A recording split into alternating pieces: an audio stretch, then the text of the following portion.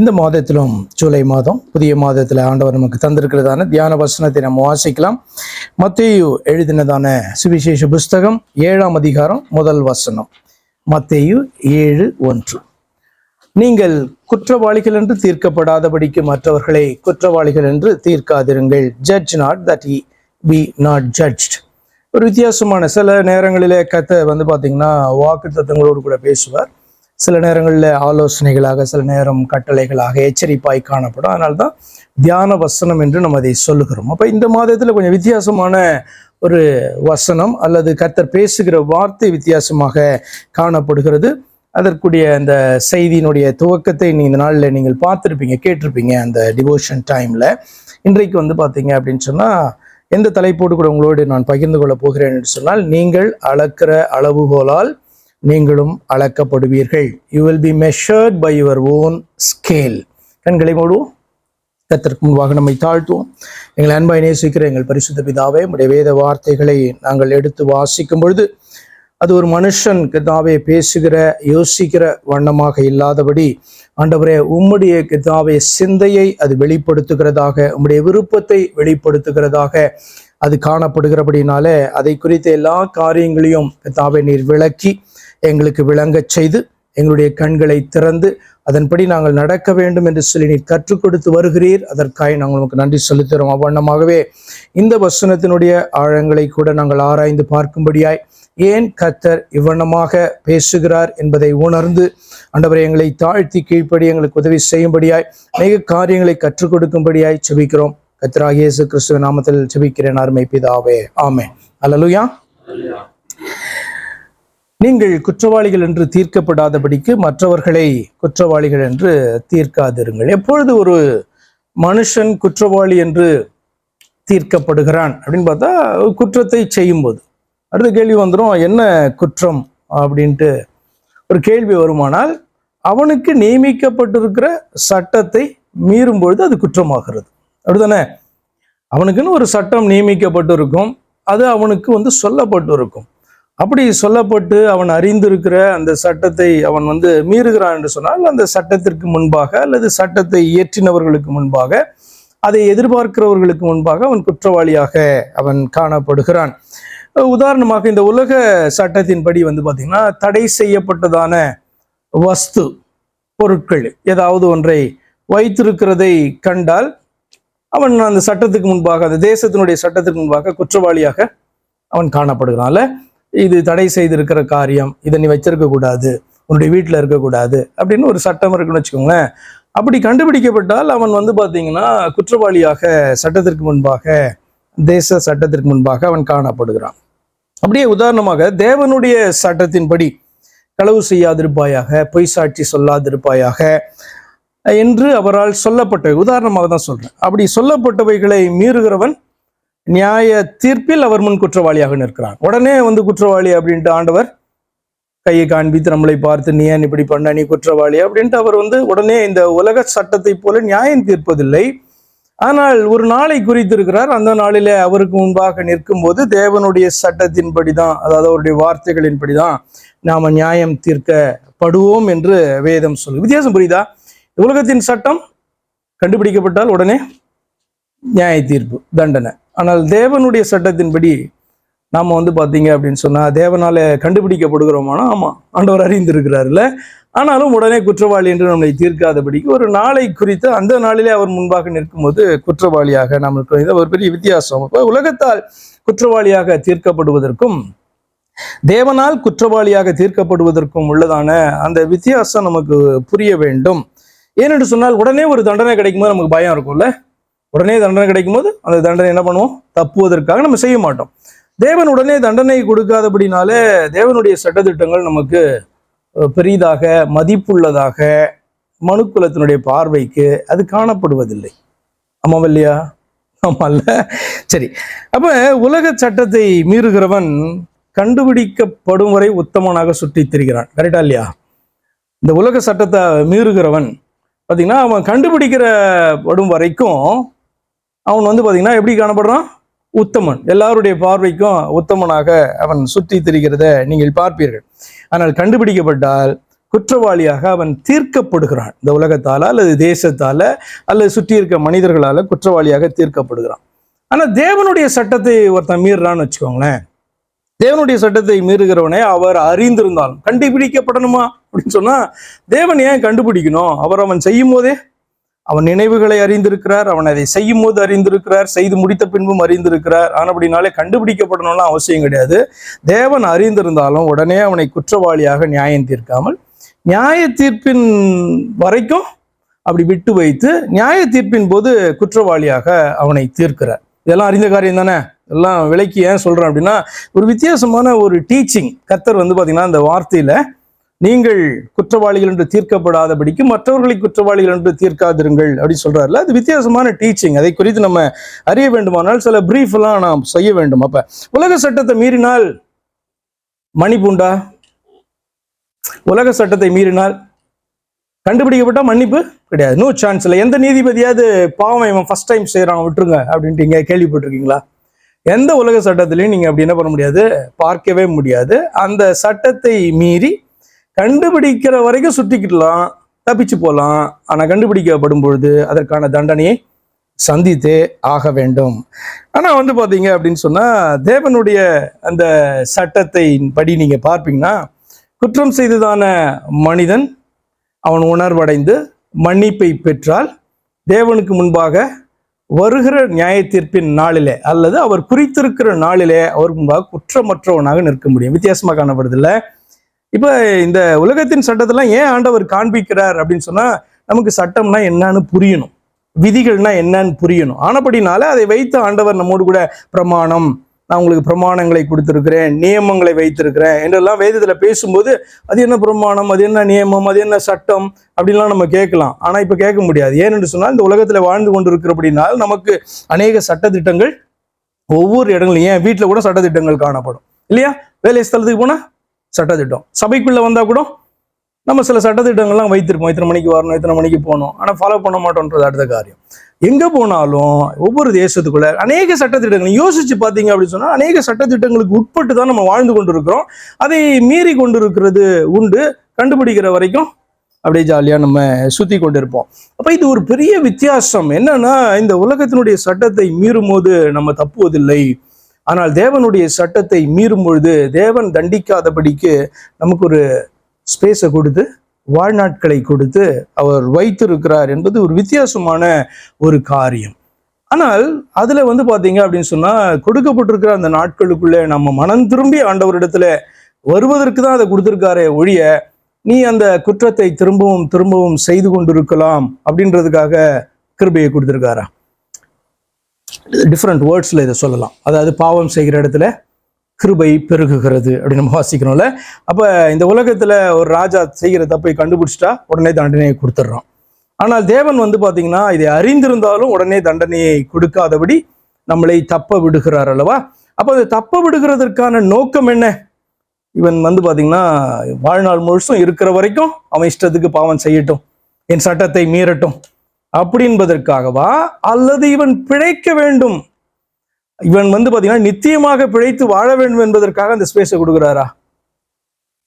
நிச்சயமா அதுதான்ல, அது நிச்சயமா அதுதான். என்ன அப்படின்னா, ஏன் நம்ம பாவம் செய்தாலும் ஆண்டவர் இந்த பூமியிலே நம்மை தப்ப விட்டு கொண்டு இருக்கிறார்? நம்முடைய ஜீவன் உள்ள நாட்கள்ல ஒரு நாளை குறிச்சிருக்காருல, நமக்கு இந்த உலகத்தை விட்டு கடந்து போகணும், அது வரைக்கும் ஏன் கொடுத்திருக்காரு அப்படின்னு சொன்னா, அந்த நாட்களுக்குள்ளாக இந்த மனிதன் அவரிடத்துல உணர்வடைந்து வர வேண்டும் என்பதற்காக, மன்னிப்பை பெற வேண்டும் என்பதற்காக கர்த்தர் வைத்திருக்கிறார் என்கிறது நமக்கு மிக தெளிவாக கிறிஸ்தவர்களுக்கு தான் புரியணும், நமக்கு தான் அது புரிய வேண்டும். சரி, உதாரணமாக தேவனுடைய சட்டம் நம்ம காணப்படும். தேவனுடைய சட்டம்னா நீங்க வேற ஒன்றும் இல்லை, வேத வாக்கியங்கள் அல்லது தேவன் நம்மிடத்துல எதிர்பார்க்கிற காரியங்கள் அல்லது நமக்கு நியமித்திருக்கிறதான காரியங்கள், மனுஷனுடைய ஆத்மாவுக்கு ஆண்டவர் நியமித்திருக்கிறதான சட்டத்திட்டங்கள் தான் அது வேதத்துல அது காணப்படுகிறது என்பதை நீங்கள் அறிந்திருக்கிறீங்க. அப்ப இந்த தேவனுடைய இந்த சட்டம் என்று சொல்லப்படுகிறதான இந்த லா என்று சொல்லப்படுகிறவைகள் கூட பாத்தீங்கன்னா, அது எழுத்தின்படியான சட்டம் என்று பார்ப்பதற்கும் அது ஆவிக்குரிய அர்த்தமுள்ள சட்டம் என்று ஏற்பதற்கும் வித்தியாசம் உண்டு. இதை நீங்க ஜஸ்ட் பாத்தீங்கன்னா இதுல காணப்படுகிறதான அந்த டீச்சிங்ஸ் எல்லாம், கர்த்தருடைய இன்ஸ்ட்ரக்ஷன்ஸ் எல்லாம், லா எல்லாம், கட்டளைகள் எல்லாம் நீங்க எழுத்தின்படியானவைகள் என்று மட்டுமே நீங்கள் பார்ப்பீர்கள் என்று சொன்னால், அவைகள் எப்படிதான் காணப்படும்? இந்த உலகத்தின் சட்டத்திட்டங்களை போலதான் அது காணப்படும்.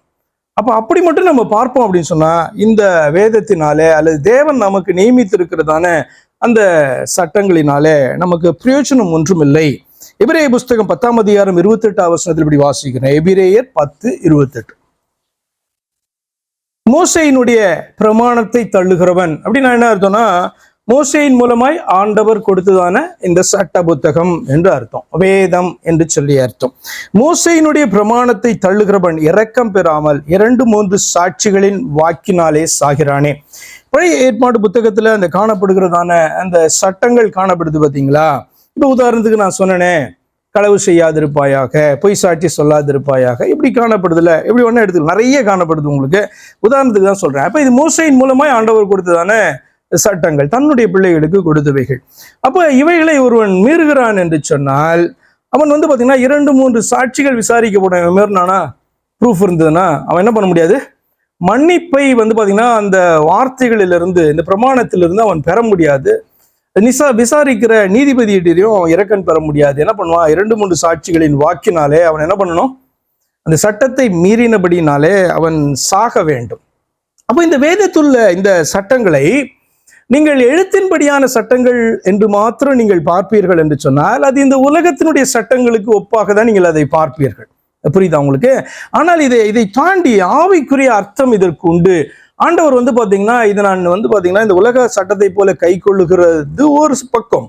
அதை தாண்டி இந்த சட்டத்திலே கர்த்தர் எனக்கு என்ன வைத்திருக்கிறார், என்ன விரும்புகிறார், ஏன் இந்த சட்டத்தை எனக்கு முன்பாக வைத்திருக்கிறார் என்பதை ஆராய்ந்து பார்ப்பதுதான் ஆவிக்குரியதான காரியம். ஃபார் எக்ஸாம்பிள், நீங்க இப்படி வாசிக்கிறீங்க, மத்தேயு 23ஆம் அதிகாரம் 23வது வசனத்திலே ஆண்டவர் இந்த வேத பாரகர்கள், இதை குறித்து காப்பி எடுக்கிறவங்க, இதை பிரசங்கம் பண்றவங்க, அவர்களை குறித்து அவர்களிடத்துல பேசுறார். மாயக்காரர் ஆகிய வேதபாரகரே, பரிசேயரே, உங்களுக்கு ஐயோ, நீங்கள் ஒரு தராமிலும் எந்தயத்திலும் சீரகத்திலும் தசமபாகம் செலுத்தி நியாய பிரமாணத்தில் கற்பித்திருக்கிற விசேஷித்தவைகளாய், அதாவது என்னுடைய சட்ட புத்தகத்திலே சொல்லப்பட்டிருக்கிற விசேஷமான காரியங்களாகிய நீதியையும் இரக்கத்தையும் விசுவாசத்தையும் விட்டுவிட்டீர்கள். இவைகளையும் செய்ய வேண்டும், அவைகளையும் விடாதிருக்க வேண்டுமே அப்படி சொல்றார். அப்படியானால் வேதத்திலே காணப்படுகிறதான அந்த எழுத்தின்படியான சட்டத்தையும் கை கொள்ள வேண்டும். ஆனால் அதை தாண்டி தேவனுடைய பிள்ளைகள் என்ன செய்ய வேண்டுமா? எனக்கு எதற்காக இந்த வேதம் கொடுக்கப்பட்டிருக்கிறது, ஏன் என் தேவனுடைய வாயிலிருந்து இந்த வார்த்தை, இந்த கட்டளை, இந்த ஆலோசனை எதற்கு பிறப்பிக்கப்பட்டிருக்கிறது என்பதை அவன் ஆராய்ந்து பார்ப்பான் என்று சொன்னால், அதை அவனை எங்க கொண்டு போய் நிறுத்துகிறதா? இது சொல்லுகிறதான அந்த நீதியையும், இது பாத்தீங்கன்னா கற்பிக்கிறதான இரக்கத்தையும் அறிந்தவனாக அவன் இதை கொடுத்த தேவன் மேலே விசுவாசத்தை வைக்கிறபடினாலே அது பாத்தீங்கன்னா அவனை தேவனிடத்திலே நடத்துகிறதாக, அவன் கிறிஸ்துவனிடத்திலே நடத்துகிறதாக காணப்படுது. அப்ப பாருங்க, இந்த 23ஆம் வசனம் எதை சொல்லுகிறது என்று சொன்னால், நமக்கு இஷ்டமானது அல்லது புரிகிறதை மாத்திரம் எடுத்துக்கொள்ளுகிறது இல்லை, எது எளிதாய் காணப்படுதோ அதை மாத்திரம் எடுத்துக்கொள்ளுறது இல்லை. வேதத்திலே ஆண்டவர் இந்த கட்டளையை எதற்காய் கொடுத்திருக்கிறார், இந்த சட்டத்தை எதற்காக எனக்கு நியமித்திருக்கிறார் என்பதை அறிந்து நம்ம செயல்படுவோமானால், சாதாரண இந்த உலக மனுஷன் உலக சட்டத்தை கை கொள்ளுகிறதை போல வேத வார்த்தைகளை நாம் கை கொள்ளாதபடிக்கு என்ன பண்ணுவோம்? பயபக்தி உள்ளவர்களாக, கர்த்தருடைய வார்த்தைக்கு நடுங்குகிறவர்களாக நாம காணப்படுவோம். In this words it is entirely different teaching. என்ன அப்படின்னா, இப்ப நம்ம பார்த்தோம் உலக சட்டம் எப்படி காணப்படுது, வேதத்தினுடைய சட்டம் எப்படி காணப்படுது அப்படி பார்த்தோம். களவு செய்யாதே அப்படின்ட்டு சொன்னா ஸ்பெசிஃபிக்கா எனக்கு தெரியுது, இதை செஞ்சா என்ன பண்ணு தப்பு, ஆண்டவர் இந்த நாள்ல என்ன விட்டாலும், நான் யாராலையும் கண்டுபிடிக்கப்படலைனாலும் ஆண்டவர் என்னை பார்த்து கொண்டே இருக்கார். ஒரு நாள் என்னை என்ன பண்ணுவார்? நியாய தீர்ப்புல என்ன நிறுத்துவார். எப்ப நான் மனம் திரும்பவில்லைன்னு சொன்னார், நான் ஆண்டவரிடத்துல ஒப்பு கொடுக்கவில்லை என்று சொன்னார், நான் மன்னிப்பை பெறவில்லை என்று சொன்னால், ஒரு நாள் நியாய தீர்ப்புக்கு முன்பாக களவு செய்கிற ஒருவன் நிற்க வேண்டும். அப்படிதான் எல்லா குற்றத்தை செய்கிறவன் நிற்க வேண்டும். ஆனா இந்த வசனம் அப்படி சொல்லலையே, ரொம்ப டிஃபரெண்டா சொல்லுது. ரொம்ப ஸ்பெசிபிக்கான ஒரு காரியத்தை சொல்லாதபடிக்கு இந்த வசனம் என்ன சொல்லுகிறது? வாசிக்கலாம் திரும்ப. நீங்கள் குற்றவாளிகள் என்று தீர்க்கப்படாதபடிக்கு மற்றவர்களை குற்றவாளிகள் என்று தீர்க்காதிருங்கள்னு சொல்லுது. அப்படியானால் மற்றவர்களை குற்றவாளி என்று தீர்க்கிறவன் எப்படி குற்றவாளியாக முடியும்? இப்ப நான் குற்றம் செய்தால், கர்த்தருடைய பிரமாணத்தை மீறினால் நான் குற்றவாளி. ஆனா நான் குற்றம் செய்யல, குற்றம் செய்கிற ஒருவனை குற்றவாளியாக நான் தீர்க்கும் பொழுது நான் எப்படி குற்றவாளியாக முடியும்? அப்ப இது வித்தியாசமா இது காணப்படுகிறது இல்லையா?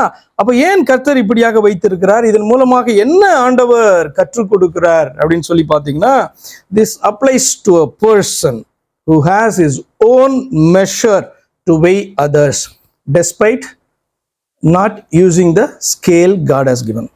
தேவன் வந்து பாத்தீங்க அப்படின்னு சொன்னா ஒரு அளவுகோலை வைத்திருப்பார் அல்லவா? அந்த அளவுகோலை நாம பயன்படுத்தாதபடிக்கு நாம நமக்கென்று ஒரு சட்டத்தை உருவாக்கி கொள்ளும் பொழுது அந்த மனிதன் வந்து பாத்தீங்கன்னா குற்றவாளியாக மாறுகிறான். இதான் இந்த வார்த்தையினுடைய அர்த்தமாக காணப்படுகிறது. சரி, okay, when God says something seems different, he always clarifies it. எப்படின்னு பார்க்கலாம்.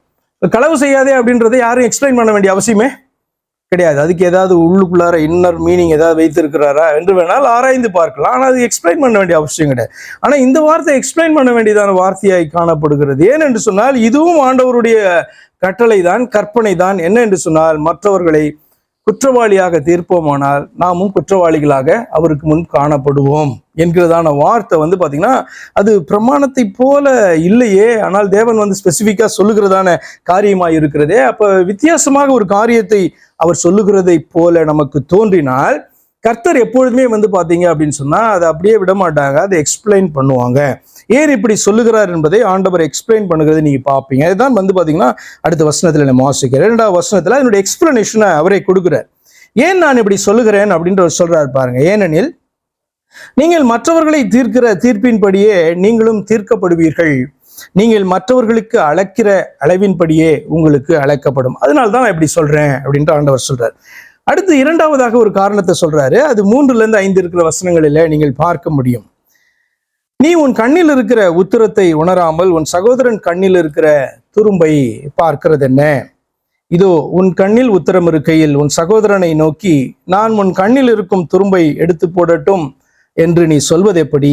மாயக்காரனே, முன்பு உன் கண்ணில் இருக்கிற உத்திரத்தை எடுத்து போடு, பின்பு உன் சகோதரன் கண்ணில் இருக்கிற துரும்பை எடுத்து போட வகை பார்ப்பாய் என்று புரிகிற வண்ணமாய் ஆண்டவர் சொல்லுகிறார். இதனுடைய இந்த எக்ஸாம்பிளை நீங்க கொஞ்சம் அப்படியே சிந்திச்சு பாருங்களேன். இப்ப நான் ஒருவனை பார்த்து, இப்ப என்னுடைய கண்ணுல தூசி இருக்கு, இன்னும் கேட்டா அது வந்து தூசின்னு கூட சொல்லாம எப்படி சொல்றாரு ஆண்டவர்? உத்திரம்னு சொல்றாரு. அப்படின்னா உத்திரம்னா அந்த லாக்ன்னு சொல்லுவாங்கல்ல, அந்த கட்டை அப்படி இருக்கு, அது இருக்க போறது கிடையாது அப்படி. ஆனா என்ன சொல்றாரு அப்படின்னு சொன்னா அதனுடைய வீரியத்தை புரிய வைக்கிறதுக்கு ஆண்டவர் சொல்றாரு. உங்க கண்ணுல வந்து ஒரு தூசி இருக்கு, அந்த தூசியை நான் எடுத்து போடுறதுக்கு என்ன பண்றேன்? விரும்புகிறேன், அல்லது உன் கண்ணிலே தூசி இருக்கிறது என்பதை நான் காண்பிக்க விரும்புகிறேன். எப்படி சொன்னா என்னுடைய பார்வை எப்படி இருக்கணும்? மிக தெளிவா இருக்கணும். ஆனா என்னுடைய கண்களிலோ தூசி அல்ல, என் கண்களையே மறைக்கத்தக்கதாக அந்த இடத்துல என்ன காணப்படுது? உத்திரம் காணப்படுது. அப்படி இருக்கும்போது நான் எப்படி இன்னொருத்தர் கண்ணுல இருக்கிறதான அந்த தூசியை நான் பார்க்க முடியும் அல்லது அதை எடுத்து போட முடியும்? அப்ப இதன் மூலமாய் ஆண்டவர் விளக்குகிறார். என்ன சொல்றாரு அப்படின்னா, நீயே வந்து பார்த்த அப்படின்னு சொன்னா உன்னுடைய வார்த்தையின்படி குற்றவாளி ஆகிறாய், நீ இந்த குற்றத்தை செய்திருக்கிற அப்படின்னு ஒருவனை பார்த்து சொல்லும் பொழுது நான் அந்த குற்றத்தை ஒருபோதும் செய்யாதவனாய் இருக்க வேண்டும், அல்லது செய்திருந்தால் மனம் திரும்பினவனாய் இருக்க வேண்டும். அப்ப என்ன பண்ணலாம்? நீ இந்த குற்றத்தை செய்திருக்கிறாய் என்று சொல்லலாம். அப்ப ஆண்டவர் ஏன் இந்த வார்த்தையை சொல்லுகிறேன் என்பதற்கு 2 காரணத்தை சொல்றாரு. ஒண்ணு என்னன்னா, நான் ஒரு ஸ்கேல் வச்சிருக்கிறேன், அதாவது என்னுடைய சட்டத்திட்டங்களின் படி அந்த சட்டத்திட்டங்களை ஃபாலோ பண்றதுக்கு நான் ஒரு அளவுகோலை வைத்திருக்கிறேன். நீ அந்த அளவுகோலை அளவா பயன்படுத்தி இருக்க வேண்டும். ஆனால் நீ வந்து ஒரு அளவுகோலை என்ன பண்ற? நீ பயன்படுத்துற, நீ அளவுகோலை நீ செட் பண்ணபடினாலே அந்த அளவுகோலின் படி நீ குற்றவாளி ஆகிறாய். புரியுதா உங்களுக்கு? என்னுடைய வசனத்தின் படி அல்ல, நீ களவு பண்ணல, ஆனா என்னுடைய வசனத்தின் படி நீ வந்து காரியத்தை பார்க்கல அப்படின்னு சொன்னா நீ எப்படி பண்ற? நீ ஒரு காரியத்தை யோசிக்கிற, நீ ஃபிக்ஸ் பண்ற, அதன் அடிப்படையில நீ ஒரு காரியத்தை நிதானிக்கிறாய் அல்லது நியாயம் தீர்க்கும் பொழுது அந்த உன்னுடைய வார்த்தையின்படி நீ வந்து பாத்தீங்கன்னா குற்றவாளி ஆகிறாய் என்று ஆண்டவர் அந்த இடத்துல சொல்றாரு. அது மெயின் டீச்சிங் என்ன அப்படி சொன்னா, இன்னைக்கு நம்ம இந்த செய்தியில பார்க்கிற மெயின் டீச்சிங்னா, don't use your scale or rule to measure. If you do so you will be measured by your own scales. நீங்கள் அளக்கிற அளவுகோலால் நீங்களும் அளக்கப்படுவீர்கள். அதனால இந்த செய்தியினுடைய தலைப்பு என்னன்னா, நீங்க அளக்கிறதான அளவுகோலால் நீங்க என்ன பண்ணுவீங்க? அளக்கப்படுவீர்கள். உதாரணத்துக்கு ரொம்ப புரியுற மாதிரி இது ஈஸியா, புரியாத ஒரு மாதிரி வித்தியாசமா இருக்கா? அப்படிலாம் இல்ல. இப்ப உங்களுக்கு நல்லா புரியுற மாதிரி சொல்லணும் அப்படின்னு சொன்னா ரொம்ப சிம்பிளா, இப்ப நம்ம ஒருவரை மன்னிக்கிறதற்கு ஒரு அளவுகோலை நம்ம வைக்கிறோம்ல. ஆண்டவர் வந்து நம்மளை மன்னிக்கிறதுக்கு ஏதாவது அளவுகோல் வைக்கிறாரா? வைக்கிறாரு. ரொம்ப சிம்பிளான அளவுகோல் தான். என்ன அப்படின்னு சொன்னா, அவர் மேல நம்பிக்கை வைத்து, அவர் நமக்கு சிந்திதான ரத்தம் நம்மை கழுவுகிறதற்கு என்று நம்பி, நாம வந்து பாத்தீங்கன்னா அவரை அறிந்து அவரிடத்திலே வர வேண்டும். அவரை அறிந்து அவரிடத்திலே வர வேண்டும். அவர் நம்முடைய பாவத்தை கழுவுகிறவர், மன்னிக்கிறவர் அப்படின்ட்டு பாத்தீங்க அப்படின்னு சொன்னா நம்ப வேண்டும் என்பதுதான் அந்த அளவுகோலை ஒழிய வேற ஒண்ணுமே கிடையாது. வேற எங்கேயோ போய் இது முன்பாகவே நின்று, கற்களுக்கு முன்பாக நின்று, மரத்திற்கு முன்பாக நின்று, சுவருக்கு முன்பாக நின்று, தெய்வம் அல்லாததற்கு முன்பாக நின்று அழுது புலம்பி நம்முடைய ஆத்மாவுக்கான மன்னிப்பை ஒருபோதும் பெற முடியாது. அப்ப தெய்வம் யார் என்பதை அறிந்து, அவர் நமக்கு என்ன செய்தார் என்பதை நம்ம உணர்ந்து நம்ம அவரிடத்துல போனோம் என்று சொன்னால் நிச்சயமாக இதுதான் அளவுகோல். அப்ப அளவுகோல் இல்லாம கிடையாது, தேவனும் ஒரு அளவுகோல் வைத்து இருக்கிறார் இல்லையா? அப்ப நம்மிடத்திலும் வந்து பாத்தீங்கன்னா ஒரு அளவுகோல் எதிர்பார்க்கப்படுகிறது. அந்த அளவுகோல் என்ன தெரியுமா? தேவன் வந்து பாத்தீங்கன்னா ஒரு காரியத்துக்கு என்ன அளவுகோல் வச்சிருக்காரோ அதான் நமக்கும் அளவுகோல். இப்ப மன்னிக்கிறதற்கு வந்து தேவன் என்ன அளவுகோல் வச்சிருக்காரோ அதுதான் நமக்கும் ஆனா அளவுகோல். அந்த அளவுகோலை தான் நாம பயன்படுத்த வேண்டுமே ஒழிய நாமே ஒரு அளவுகோலை என்ன பண்ண முடியாது, வைக்க முடியாது. How is it possible? எப்படி நான் மனுஷனா இதை செய்ய முடியும் அப்படின்ற கேள்வியை நம்ம என்ன பண்ண முடியாது, கேட்க முடியும். எப்ப அப்படி ஒரு கேள்வியை நம்ம கேட்கிறோம் அப்படின்னு சொன்னா, மன்னிப்புக்கான அளவுகோலை நாமளே என்ன பண்றோம், ஃபிக்ஸ் பண்றோம். ஒரு ரூல் அல்ல ஸ்கேலை நம்ம ஃபிக்ஸ் பண்ணோம்னா அடுத்தது ஆண்டவருடைய அளவுகோல் நம்முடைய வாழ்க்கையில அப்ளை ஆகாது. நாம வைத்த அளவுகோல் தான் அப்ளை ஆகும். நான் சொல்றது புரியுதா உங்களுக்கு? அதன் அடிப்படையில் தான் ஆண்டவர் கற்றுக் கொடுத்தார். நான் மன்னிப்பேன் என்று சொன்னவர், நீங்க மன்னிக்காது இருந்தால் நான் மன்னிக்க மாட்டேன் அப்படின்னு சொல்லுகிறதான காரணமும் என்ன அப்படின்னு சொன்னா, அவர் வார்த்தையை மாத்தல, பிரமாணத்தை மாற்றல, வேறு விதமான டீச்சிங்கை கொடுக்கல. என்ன சொல்லுகிறார் என்று சொன்னால், நீ வந்து பார்த்தனா ஒரு அளவுகோலை ஃபிக்ஸ் பண்ணிட்ட, அந்த அளவுகோலின் படி தான் நீ நியாயம் தீர்க்கப்படுவ அப்படின்னு ஆண்டவர் சொல்ற. இப்போ ஓரளவு புரிஞ்சிருக்கும் இல்லையா? அப்ப இதை வந்து நீங்க எல்லா காரியங்களுக்குமே எடுத்துக்கொள்ள முடியும். அப்ப தேவன் சட்டத்தை நியமிக்கிறது மாத்திரமல்ல, ஒரு அளவுகோலையும் நியமிக்கிறார். அதை எப்படி ஃபாலோ பண்ண வேண்டும் என்கிற அளவுகோலையும் நியமித்து அதை செய்தும் காண்பிக்கிறார், சொல்லியும் காண்பிக்கிறார், விளங்கவும் பண்ணுகிறார். அதன் அடிப்படையில் தான் இது ஒரு பிரமாணத்தை போல காணப்படாதபடிக்கு வேறு விதமாய் இது காணப்படுது. மற்றவர்களை குற்றவாளி என்று தீர்க்கிற நீ குற்றவாளியாக தீர்க்கப்படுவாய் என்ற வார்த்தையினுடைய கருத்தை நம்ம புரிந்து கொள்ள வேண்டும். அப்ப டெஃபினட்டா வேதத்தினுடைய வார்த்தைகளின்படி, தேவனுடைய சட்டத்தின்படியும் அவருடைய அளவுகோலின்படியும் ஒருவர் குற்றவாளி என்று சொன்னால் அவன் நீ குற்றவாளி என்றுதான் தீர்க்க வேண்டும். குற்றமற்றவன் என்று நீங்க அவனை சொல்லக்கூடாது. அதே நேரத்துல நம்முடைய அளவுகோலை நாம் அந்த இடத்துல பயன்படுத்துவோமானால் அந்த அளவுகோல் நமக்கு விரோதமாக திரும்பி அதுதான் நம்மளை மெஷர் பண்றதுக்கு ஏதுவாக நம்முடைய லைஃப்ல வந்து நின்றுடும். எவ்வளவு ஆபத்து இல்லையா? சரி, அடுத்ததாக சில இந்த மெயின் டீச்சிங்க்கு சில வசனங்களை நான் உங்களுக்கு காமிச்சிடுறேன். மார்க் 4ஆம் அதிகாரம் 24வது வசனம், நீங்கள் அளக்கிற அளவுகோலால் நீங்களும் அளக்கப்படுவீர்கள் அப்படின்றதுக்கு ஆண்டவர் சொன்னதான காரியம். மார்க் 4:24வது வசனத்தில் இப்படி வாசிக்கிறோம், பின்னும் அவர் அவர்களை நோக்கி, நீங்கள் கேட்கிறதை கவனியுங்கள், எந்த அளவினால் அளக்கிறீர்களோ அந்த அளவினால் உங்களுக்கு அளக்கப்படும், கேட்கிற உங்களுக்கு அதிகம் கொடுக்கப்படும் அப்படின்ட்டு ஆண்டவர் சொன்னார். நீங்க கேட்கிறதை கவனியுங்கள். நல்லா கவனிச்சா, நல்லா கவனித்தா நல்லா புரியும். கொஞ்சமா கவனிச்சா இதை அக்செப்ட் பண்ணிக்க முடியுதா? ஆண்டவரும் அதான் சொல்றாரு. என்ன அப்படின்னா, நீங்க கேட்கிறதான காரியம் சீரியஸான விஷயம் அப்படின்னா நல்லா கவனிப்பீங்க. நல்லா கவனிச்சிங்க அப்படின்னு சொன்னா நல்லா புரியும். நல்லா புரிந்தா நல்லா கீழ்ப்படுகிறதற்கு அது ஏதுவாயிருக்கும். சரியா கவனிக்கல அப்படின்னு சொன்னா கொஞ்சம் தான் புரியும், கொஞ்சம் தான் கீழ்ப்படிய முடியும் இல்லையா? அப்படிதான் ஆண்டவர் இடத்துல கேட்கிறதான காரியம்தான். ஆண்டவர் வந்து பாத்தீங்க அப்படின்னு சொன்னா, என்னுடைய இருதயத்தின் நினைவுகளை அறிந்திருக்கிறார், வாயிலே சொல் பெறுவாததற்கு முன்பாக அவைகள் எல்லாம் அறிந்திருக்கிறார். அதனால் நான் ஏன் கேட்கணும்? அவரே பார்த்து கொடுக்குறாருல, அவரே பார்த்துதான் எல்லாருக்கும் கொடுக்குறாரு இல்லையா? புறஜாதியாருக்கும் அவரை அறியாதவர்களுக்கும் என்ன பண்றாரு, கொடுக்குறாரு. யாராவது வந்து மழை பெய்யணும் ஜெபம் பண்றாங்களா?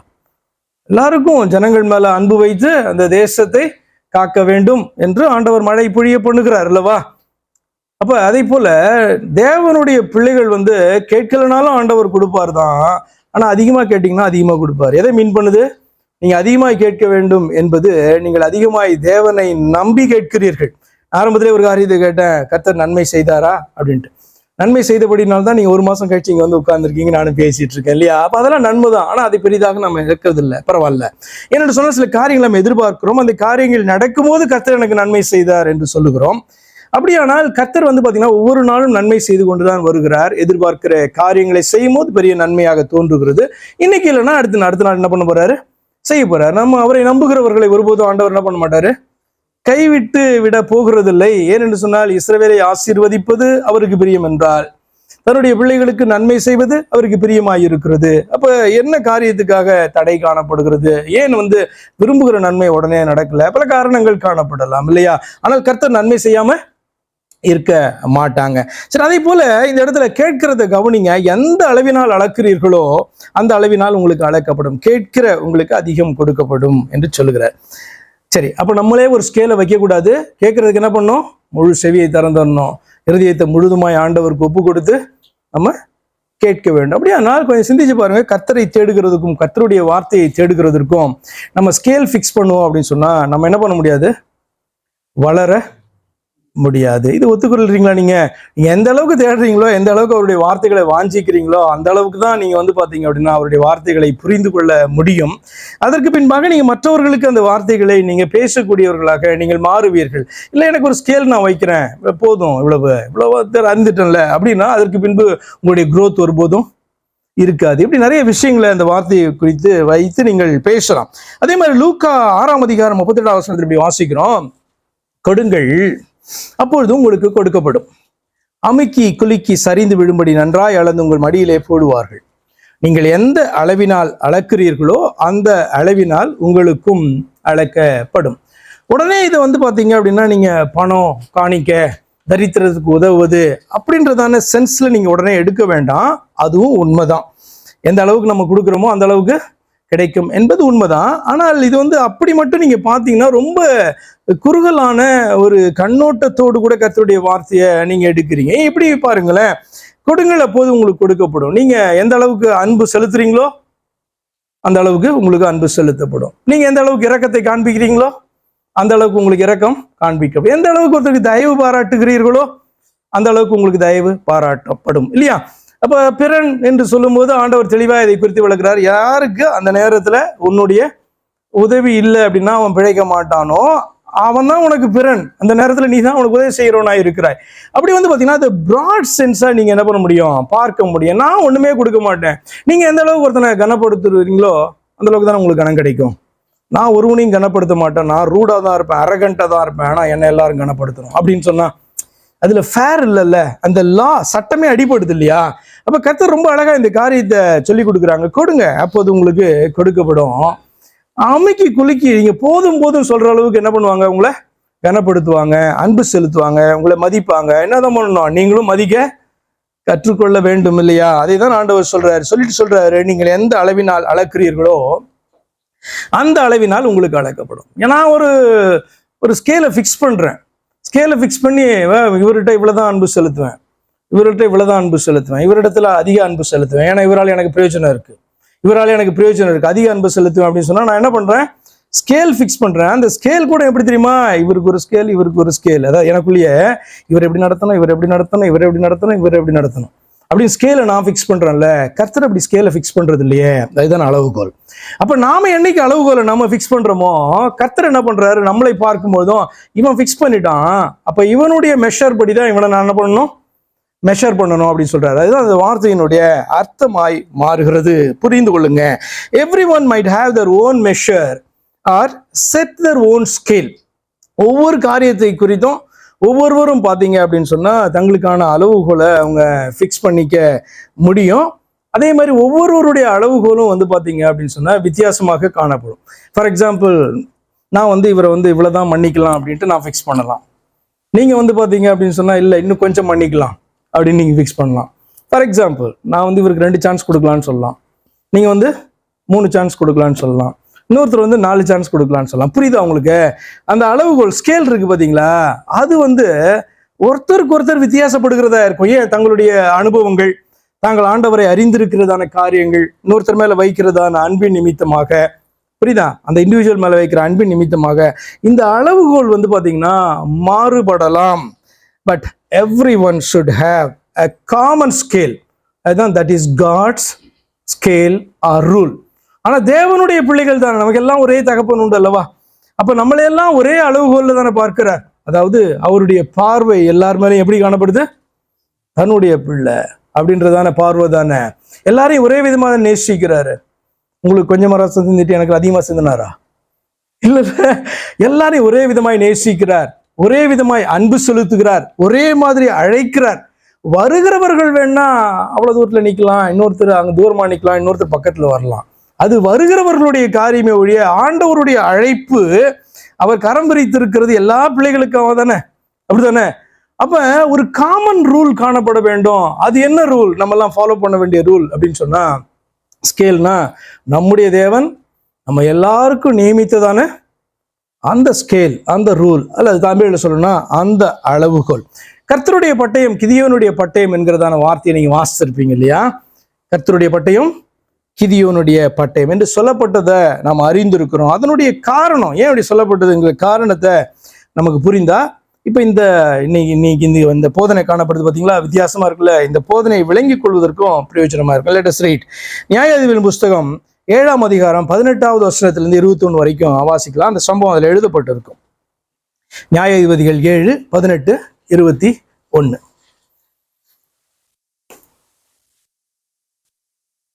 நானும் என்னோட கூட இருக்கும் சகலமான, இது கிதியோன் பாத்தீங்கன்னா பேசுறாரு. கிதியோன் நீங்க அறிந்திருக்கிறீங்க, இஸ்ரவேலினுடைய நியாயாதிபதி, பயந்து போன காணப்பட்டதான ஒரு மனுஷன்.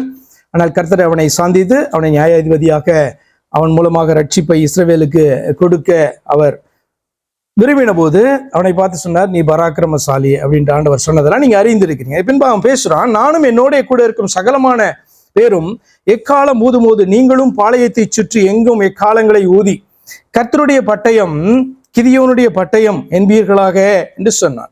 நடு ஜாமத்தின் துவக்கத்தில் ஜாமக்காரரை மாற்றி வைத்த பின்பு கிதியோனும் அவனோடு இருந்த 100 பேரும் அந்த ஜாமத்தின் துவக்கத்தில் பாளையத்தின் முன்னணியில் வந்து எக்காலங்களை ஊதி தங்கள் கையில் இருக்கிற பானைகளை உடைத்தார்கள்.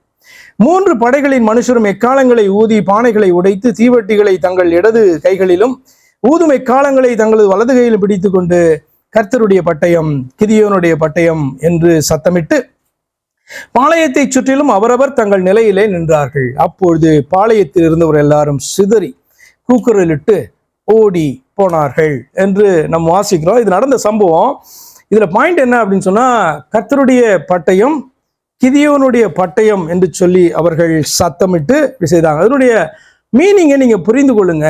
என்ன அப்படின்னு சொன்னா, அவனுடைய கிதியோனுடைய பட்டயத்தினாலே, கிதியோனுடைய பலத்தினாலே இந்த யுத்தத்தை நடத்த முடியாது. அப்ப கிதியோன் என்ன நம்பினா, கர்த்தருடைய பட்டயம் என்னுடைய பட்டயம், அதாவது கர்த்தருடைய பட்டயத்தை தான் பெற்றுக்கொண்டதாக, கர்த்தருடைய வார்த்தையை தான் பெற்றுக்கொண்டதாக, கர்த்தரை நம்பி நிற்கிறதாக சொல்லப்படுகிறதான காரியம். இது பாத்தீங்கன்னா ரொம்ப புதிய டீச்சிங்லாம் கிடையாது. இது வேதத்திலே காணப்படுகிற டீச்சிங் தான். நீங்க எபேசியர் புஸ்தகத்துல நீங்க சத்துருவை எதிர்த்து நிற்கிறதுக்கு உங்களுக்கு சொல்லப்படும் அல்லவா, சர்வாங்க வர்க்கங்களை தரித்து கொள்ளுங்கள் அப்படின்றது. அது என்ன காரியத்தை குறிக்குது? கர்த்தர் கொடுத்திருக்கிறதான அந்த ஆர்ம்ஸ், அந்த ஆர்மரை நீங்க எடுத்துக்கொள்ளுங்க.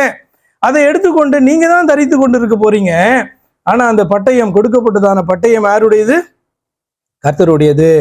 அப்ப நாமளும் பாத்தீங்க அப்படின்னு சொன்னா, நம்ம எல்லாருக்கும் இப்ப கிதியோன் கூட இருந்ததான அத்தனை பேருக்கும் ஒவ்வொருத்தருக்கும் ஒவ்வொரு பட்டயம் கையில இருக்கும் இல்லையா? இந்த பட்டயம்லாம் கர்த்தருடைய பட்டயம் என்று அர்த்தம் அல்ல. கர்த்தருடைய பட்டயம், கர்த்தருடைய வாக்கு, கர்த்தர் மேல வைத்ததான நம்பிக்கை எல்லாருக்கும் ஒரு மனதோடு கூட அந்த இடத்துல காணப்படுமானால், கர்த்தருடைய பட்டயத்தை கர்த்தரிடத்திலிருந்து பெற்றுக்கொண்டு நிற்கிறவர்களை போல அந்த இடத்துல அவர்கள் காணப்படுகிறார்கள். அதனுடைய மீனிங். அப்ப நம்ம எல்லாம் ஒவ்வொருத்தரும் நமக்கான அந்த ரூலை நம்ம செட் பண்ணுகிறது அல்ல. செட் பண்ணோம் அப்படின்னா ஒவ்வொருத்தருக்கும் ஒவ்வொரு விதமான ரூல் காணப்படும், அளவுகோல் காணப்படும், நம்முடைய ஜட்ஜ்மெண்ட் வித்தியாசப்படும். ஆனால் என் தேவனுடைய பார்வை எப்படி காணப்படுகிறது, என் தேவனுடைய சிந்தை ஒரு காரியத்தில் எப்படி காணப்படுகிறது என்பதை அறிந்தவர்களாக அந்த அளவுகோலை நாம பயன்படுத்துவோம் என்று சொன்னால், நம்ம எல்லாருடைய அளவுகோல் எப்படி காணப்படும்? தேவன் விரும்புகிறதான அளவுகோலாக, ரூலாக, மெஷர்மெண்டாக அது காணப்படும் என்பதுதான் அதிலிருந்து நம்ம கற்றுக்கொள்கிறதான காரியம். When God set the rule, it is straightforward, simple, and he helps those who wanted to follow it. கர்த்தர் பாத்தீங்க அப்படின்னு சொன்னா, தேவனுடைய சட்டங்கள் அவர் அதற்கு வைத்திருக்கிறதான அளவுகோல்கள் நேரடியானவைகளும் கைக்கொள்ள எளிமையானவைகளும் கைக்கொள்ள விரும்புகிறவர்களுக்கு பாரமானவைகளும் அல்ல.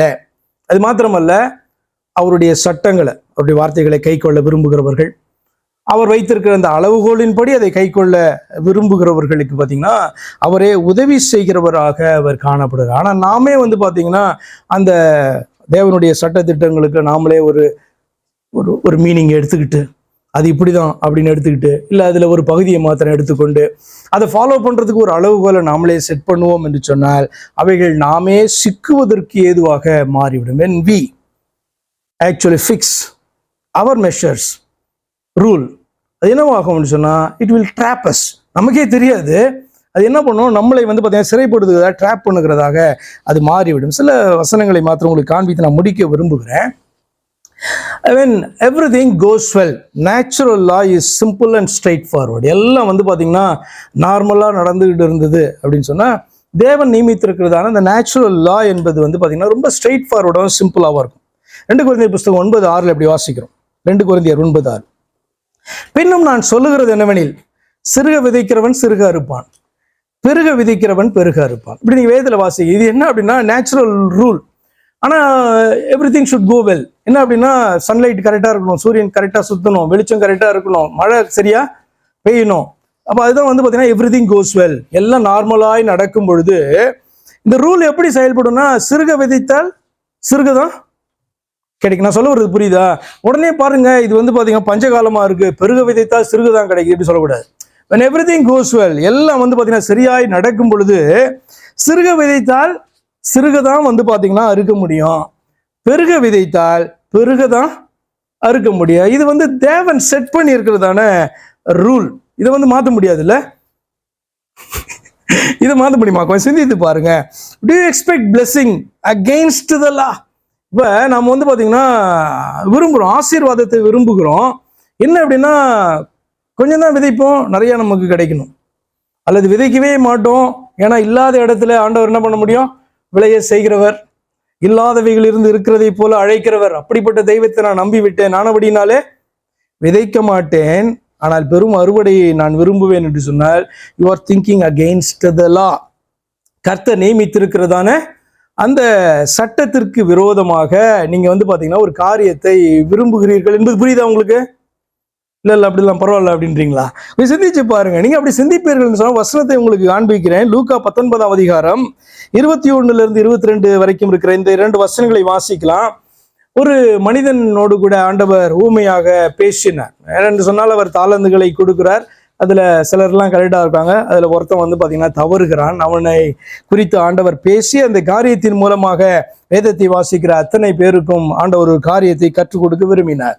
அவன் வந்து பாத்தீங்கன்னா ஆண்டவரை பார்த்து, தன்னுடைய எஜமானை பார்த்து பேசுறான். நீர் வைக்காததை எடுக்கிறவரும் விதைக்காததை அறுக்கிறவருமான கடினமுள்ள மனுஷன் என்று அறிந்து உமக்கு பயந்திருந்தேன் என்றான். அதற்கு அவன், அந்த எஜமான் சொல்றான், பொல்லாத ஊழியக்காரனே, உன் வாய் சொல்லை கொண்டே உன்னை நியாயம் தீர்க்க. அர்த்தம் என்ன? உன்னுடைய அளவுகோலை கொண்டே உன்னை, நீ ஒரு ஸ்கேலை ஃபிக்ஸ் பண்ணிட்டல என்ன குறிச்சு, அந்த ஸ்கேலை வச்சு நான் உன்னை என்ன பண்றேன், உன்னை நான் அளக்கிறேன் அப்படின்னு சொல்றேன். உன் வாய் சொல்லை கொண்டே உன்னை நியாயம் தீர்க்கிறேன். நான் வைக்காததை எடுக்கிறவனும் விதைக்காததை அறுக்கிறவருமான கடினமுள்ள மனுஷன் என்று அறிந்தாயே என்று வந்து பாத்தீங்கன்னா அவனை பத்தி பேசுறாரு. அப்ப தேவன் அப்படிப்பட்டவரா?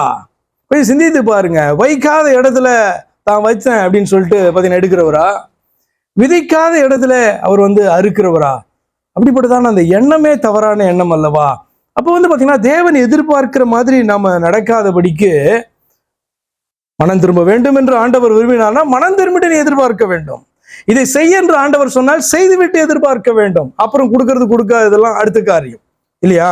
ஏன்னா லாபடி இன்னைக்கு கொடுக்கலன்னா நாளைக்கு கொடுப்பார். கொடுக்காததுக்கு காரணம் இருக்கலாம். ஆனா நான் அவர் சொல்றதை எதுவுமே கேட்க மாட்டேன். ஆனால் அவர் வந்து பாத்தீங்கன்னா வைக்காத இடத்துல அவர் எடுக்கிறவர், அவர் விதைக்காத இடத்துல அறுக்கிறவரான மனுஷன். ஆனபடினால் நான் ஒன்றும் செய்யலைனாலும் ஒன்றும் கொடுக்கலனாலும் அவருடைய வார்த்தையை கீழ்ப்படியலனாலும் இந்த தெய்வம் எனக்கு செய்ய வேண்டும் என்று நான் நினைப்போம்னா we are thinking something against the law இல்லையா? நாம் ஒரு அளவு வரை ஃபிக்ஸ் பண்றோம். எதை குறித்து? ஆண்டவரை குறித்து. தேவனை குறித்தே ஒரு அளவுகோலை நம்ம வைக்கிறோம். அந்த அளவுகோலை ஆண்டவர் நம்மை பார்த்து திருப்பி, நீ இப்படி என்னை குறித்து நினைக்கிறல்ல அப்படின்னு சொல்லிட்டு ஆண்டவர் நம்மளை பார்த்து கேட்கிறதை போல காணப்படும். ஆனால் அப்படின்னாலே when everything goes well, கர்த்தருடைய வார்த்தைகள் என்பது ரொம்ப ஸ்ட்ரைட் ஃபார்வர்டாகவும் ரொம்ப சிம்பிளாகவும் காணப்படுது. நம்முடைய வேலை என்னன்னா, புரிஞ்சுதா, கீழ்ப்படிய வேண்டும் அந்த வார்த்தைகளுக்கு. அதுதான் ஆண்டவர் நம்ம இடத்துல எதிர்பார்க்கிற காரியம். God help those who want to follow. இதை அறிந்து அதன்படி செயல்படுகிறவர்களுக்கு கர்த்தர் உதவி செய்கிறவராய் இருக்கிறார். 2 கொரிந்தியர் 9:10 பற்றி நாம் வாசிக்கிறோம். விதைக்கிறவனுக்கு விதையையும் புசிக்கிறவனுக்கு ஆகாரத்தையும் அளிக்கிறவர் உங்களுக்கு விதையை அளித்து அதை பெருக பண்ணி உங்கள் நீதியின் விளைச்சலை வர்த்திக்க பண்ணுவார்.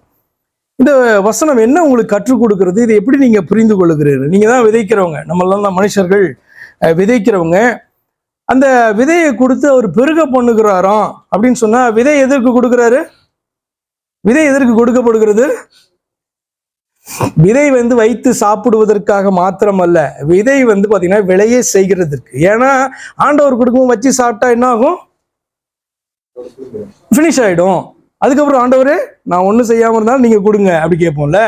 ஆண்டவர் என்ன கற்றுக் கொடுக்குறாருன்னா, விதைக்கிறவனுக்கு விதையையும், அவன் விதைக்கிறவன் அப்படின்னு சொன்னா அவனுக்கு பாத்தீங்கன்னா விதையை கொடுத்து புசிக்கிறதுக்கு ஆகாரத்தை கொடுக்கிறவரு உங்களுக்கு விதையை அளித்து அதை பெருக பண்ணி உங்கள் நீதியின் விளைச்சலை அவர் வர்த்திக்க பண்ணுவார். அப்ப கர்த்தர் உதவி செய்கிறவராய் இருக்கிறார். ஒன்றும் இல்லை, என்கிட்ட கரத்துல ஒன்றும் கிடையாது அப்படின்னா உனக்கு கொடுக்கிறவரா இருக்கிறார். அர்த்தம் என்ன அப்படின்னா, மனம் திரும்புகிறதற்கு ஏதுவான இருதயத்தை உனக்கு கொடுத்திருக்கிறார். கீழ்ப்படுகிறதற்கு ஏதுவான இருதயத்தை உனக்கு கொடுத்திருக்கார். என்னால முடியவே முடியாது அப்படி என்ன பண்ணக்கூடாது, சொல்லக்கூடாது. உன்னால முடியும் என்று ஆண்டவருக்கு தெரியும். உன்னால முடியாத ஒரு காரியத்தை உன்னிடத்திலே கேட்கவும் மாட்டார், உன்னிடத்துல எதிர்பார்க்கவும் மாட்டார். உனக்கு புரியாத காரியத்தை உன்னிடத்துல பேசவும் மாட்டார். இதை அக்செப்ட் பண்ணிக்கிறீங்களா? நிறைய கிறிஸ்தவர்களுக்கு இது ஒரு பெரிய பிரச்சனை. வேதத்தை எனக்கு எவ்வளவு வாசித்தாலும் புரியவே புரியாது. உனக்கு புரியாத உனக்கு எதுக்கு வேதத்தை கொடுக்க போறாரு? உனக்கு புரியும், அவருடைய வார்த்தை உனக்கு புரியும் என்று அவர் அறிந்து இருக்கிறார். என்ன அப்படின்னு சொன்னா, இது நீ சீரியஸா எடுக்க மாட்டேன்ற, சீரியஸா வாசிக்க மாட்டேன்ற, சீரியஸா தியானிக்க மாட்டேன்ற, இது கீழ்ப்படியவே முடியாது என்று நீ சொல்லுகிறாய். கீழ்ப்படியவே முடியாது என்றால் உன்னை ஏன் கீழ்ப்படிய சொல்ல போகிறார்? புரியுதா உங்களுக்கு? அப்ப நாம அப்படி முடியாதுன்னு நான் சொல்லுவோம் அப்படின்னு சொன்னா, கர்த்தருடைய வார்த்தையை எதிர்த்து நிற்கிறவர்கள் மாத்திரமல்ல, அவரை பொய்யர் என்று நம்ம சொல்லுகிறோம். நான் சொல்றது புரியுதா உங்களுக்கு? ஆமா. என்னால இந்த வார்த்தைகளை கீழ்ப்படிய முடியாதுன்னு சொன்னா, இந்த வார்த்தையை ஏன் ஆண்டவர் கொடுக்கணும்? நீ கீழ்ப்படிய முடியும் என்று சொல்லி அவர் அறிந்து இருக்கிறபடினால்தான் அந்த வார்த்தையை தன்னுடைய பிள்ளைகளுக்கு அவர் கொடுக்கிறார். அப்ப விரும்புவோம் என்று சொன்னால் அவர் நமக்கு உதவி செய்கிற தேவனாய் இருக்கிறார். God expect you to follow his rule. அவருடைய அளவுகோலை நாம ஃபாலோ பண்ணணும். கிதியோனை பார்த்து ஆண்டவர் சொல்லுகிறதான காரியம், அது உணர்த்தின காரியம்னா, உன் பட்டயம் இருக்கட்டும், ஆனா என்னுடைய பட்டயம் உன் கரத்துல இருக்கட்டும் அப்படின்றார். அப்ப கர்த்தருடைய பட்டயம் கிதியோனுடைய பட்டயம், நீங்க வாசிச்சீங்கல்ல, அதை நான் வாசித்தேன் இல்லையா? நீங்க ஆராய்ந்து பாத்தீங்கன்னா என்ன சொல்லுது? கர்த்தருடைய பட்டயம் கிதியோனுடைய பட்டயம் என்று சத்தமிட்டு பானைகளை உடைத்தார்கள், அவர்கள் நின்றார்கள். அந்த பக்கம் எல்லாம் என்ன பண்ணாங்க? ஓடி போனார்கள். இப்படி வாசிக்கிறோம்ல, எப்படி அந்த வாசம் முடியுது அப்படின்னு சொன்னா, அவர்கள் தங்கள் நிலையிலே நின்றார்கள் பாளையத்தை சுற்றிலும். அப்பொழுது பாளையத்தில் இருந்தவர்கள் எல்லாம் சிதறி கூக்குரலிட்டு ஓடினார்கள். இதே தானே புதிய ஏற்பாட்டில் நீங்க வாசிக்கிறீங்க. கர்த்தருக்கு கீழ்ப்படிந்து நீங்கள் நில்லுங்கள், சத்துரு உங்களை விட்டு ஓடி போவான். புதிதான ஒரு காரியம் அல்ல இதெல்லாம். பாத்தீங்க அப்படின்னு சொன்னா நடந்ததான காரியங்கள். அதன் அடிப்படையில் தான் பாத்தீங்க அப்படின்னு சொன்னா தொடர்ந்து கர்த்தர் பேசி கொண்டிருக்கிறார். ஓ, நியூ டீச்சிங் கடப்படுது? நோ, புதிய டீச்சிங்கே கிடையாது. ஆரம்பத்துல இருந்து இருக்கிறதான டீச்சிங் தான். அவருடைய வார்த்தையை புரிந்து கொள்ள கேளு, அவருடைய வார்த்தை உன்னுடைய வார்த்தையா மாறட்டும். அர்த்தம் என்ன? நீ கீழ்ப்படுகிறதா இருக்கட்டும். பாரோ பண்ற மாதிரி, கர்த்தர்ட்ட இருந்து பாரோ பண்ற மாதிரி அந்த காரியம் என்பது நமக்கு புரிய வேண்டும். So God expect you to follow his rule, common rule. எல்லா பிள்ளைங்களும் காமன் ரூலை ஃபாலோ பண்ணணும். லூக்கா 12:48 இப்படி வாசிக்கிறோம். லூக்கா 12:48, அறியாதவனாயிருந்து அடிகளுக்கு ஏதுவானவைகளை செய்தவனோ சில அடிகள் அடிக்கப்படுவான். எவனிடத்தில் அதிகம் கொடுக்கப்படுகிறதோ அவனிடத்தில் அதிகம் கேட்கப்படும். மனுஷர் எவனிடத்தில் அதிகமாய் ஒப்புவிக்கிறார்களோ அவனிடத்தில் அதிகமாய் கேட்பார்கள். இதுதானே வேர்ல்டு ரூல். இதுதானே வேர்ல்டு ரூல். என்ன அப்படின்னு சொன்னா, யாருக்கிட்ட அதிகம் கொடுத்தா அவன்கிட்ட அதிகம் என்ன பண்ணுவாங்க? கேட்பாங்கல்ல. அப்ப கர்த்தர் நம்ம இடத்துல அதிகம் கொடுத்துருக்காரா? கொடுக்கலையா? உடனே பணத்துக்கு போயிடக்கூடாது. கர்த்தர் நமக்கு அதிகம் கொடுத்துருக்காரு, நிறைய நாலேஜ் நமக்கு கொடுத்துருக்காரு, நிறைய விஸ்டம் கொடுத்துருக்காரு. கர்த்தருடைய வார்த்தைகள் எத்தனையோ பேருக்கு புரியலன்னு சொல்லிட்டு இருக்கிறதான காலமாய் காணப்படுது. ஆனால் கர்த்தர் தம்முடைய வார்த்தைகளை நமக்கு விளங்க செய்கிறார் அல்லவா? அதிகமா புரியுது இல்ல, அப்ப அதிகமா நம்ம இடத்துல எதிர்பார்க்கப்படுமா படாதா? சிந்தித்து பாருங்க இல்லையா? அதுதான் நீங்க சொல்லப்படுது. அறியாதவனாய் இருந்த அடிகளுக்கு ஏதுவானவனை செய்தவனோ சில அடிகள் அடிக்கப்படுவான். எவரிடத்தில் அதிகம் கொடுக்கப்படுகிறதோ அவரிடத்துல அதிகம் கேட்கப்படும், அதாவது எதிர்பார்க்கப்படும். மனுஷர் எவரிடத்தில் அதிகமாக எதிர்பார்க்கிறார்களோ அவரிடத்துல அதிகமாய் கேட்பார்கள். அப்படிதான் நான் உங்களுக்கு அதிகமான இந்த ஆசீர்வாதங்களையும் வரங்களையும் நான் கொடுத்துருக்கேன். எல்லாரும் வரங்களை பெற்றவர். தேவன் கொடுக்குற ஞானத்தை பெற்றவர்கள் வரங்களை பெற்றவர்கள் அல்லவா? தேவனை குறித்த அறிவை பெறுகிறோம் என்று சொன்னால் அது வரம் இல்லையா? கொஞ்சம் சிந்தித்து பாருங்க. வரம்னு குணமாக்குற வரம், அற்புதங்களை செய்கிற வரம், இப்படி மட்டும் பார்க்காதீங்க. இதெல்லாம் வரம் தான். என்ன அப்படி சொன்னா, தேவனுடைய பிள்ளைகளாக மாறி இருப்பதே பெரிய வரம். ரட்சிப்பை அடைந்திருப்பது வரம் அல்லவா? தேவனுடைய பரிசுத்த ஆவியை பெற்றிருக்கிறது வரம் அல்லவா? தேவனுடைய பிள்ளைகள் என்று அழைக்கப்படுவது வரம் அல்லவா? கொஞ்சம் சிந்தித்து பாருங்க. எத்தனையோ பேருக்கு கிடைக்காத ஸ்லாக்கியம் அல்லவா அது? அப்படி வரத்தை பெற்றதான நாம என்ன பண்ணுவோம்? பெரிய பாக்கியசாலிகள். வசனத்தை மட்டும் கிளைம் பண்றோம்ல, கர்த்தரை தெய்வமாய் கொண்டிருக்கிற ஜனம் பாக்கியம், ஆசீர்வதிக்கப்பட்ட ஜனம் சொல்றோம்ல. அப்ப நம்ம எல்லாம் ஆசீர்வதிக்கப்பட்டவர்கள், அதிகமாய் பெற்றவர்கள். அதிகமாக நம்ம இடத்துல என்ன பண்ணோம்? எதிர்பார்க்கப்படுகிறது. அப்ப நம்முடைய அளவுகோல்லாம் வச்சுட்டு இல்ல எனக்கு இவ்வளவுதான் அப்படி சொல்லக்கூடாது. அப்ப கர்த்தரை நம்புகிறதான காரியமும் ஜெபிக்கிறதான காரியம், கர்த்தருடைய வார்த்தைகளை மற்றவர்களுக்கு பகிர்ந்து கொள்கிறதான காரியமாயிருந்தாலும், அன்பை செலுத்துகிறதான காரியமாயிருந்தாலும், மற்றவர்களை கனப்படுத்துகிறதான காரியங்களான whatever, நீங்க பாத்தீங்க அப்படின்னு சொன்னா தேவனுடைய பிள்ளைகளாக, அந்த ஆசீர்வாதத்தை பெற்றவர்களாக நாம அந்த காரியத்தை முந்தி செய்யணும். அதிகமாய் பெற்றவர்கள் முந்தி செய்யும் போது பார்த்தீங்கன்னா பெரிய வித்தியாசத்தை நம்முடைய லைஃப்ல என்ன பண்ணுவோம்? காணுவோம். டீச்சிங் வித்தியாசமா தானே காணப்படுது. பிரமாணத்தை நேரா சொன்னா பரவாயில்ல, ஆனா பிரமாணத்தை சொல்லாம பிரமாணத்துக்கு ஈக்குவலண்டான ஒரு காரியத்தை ஆண்டவர் வைத்து அந்த அளவுகோலை பாத்தீங்க அப்படின்னு சொன்னா அவர் விலக்கி, நீ உனக்கான அளவுகோலை ஃபிக்ஸ் பண்ணாத, எல்லாவற்றையும் என்னுடைய வார்த்தையின் ஊடாக நீ ஆராய்ந்து பாரு. ஒரு கண்ணாடியை போட்டுட்டு பார்க்குற மாதிரி கர்த்தருடைய வார்த்தையை எடுத்து போட்டுட்டு என்ன பண்ணணும்? கர்த்தருடைய வார்த்தையை கண்ணாடியாக வைத்து, உபதேசங்களை கண்ணாடியாக வைத்து, இந்த காரியத்தை எப்படி நான் பார்க்கணும், இந்த காரியத்தை எப்படி நான் திங்க் பண்ணணும் என்று சொல்லி திங்க் பண்ணி, குற்றவாளியா இருக்கிறவன குற்றவாளின்னு சொல்லணும், குற்றமற்றவனை குற்றமற்றவன் சொல்லணும், மன்னிக்க தயபெருத்த வன்னிட்ட பார்த்து என்ன பண்ணணும்?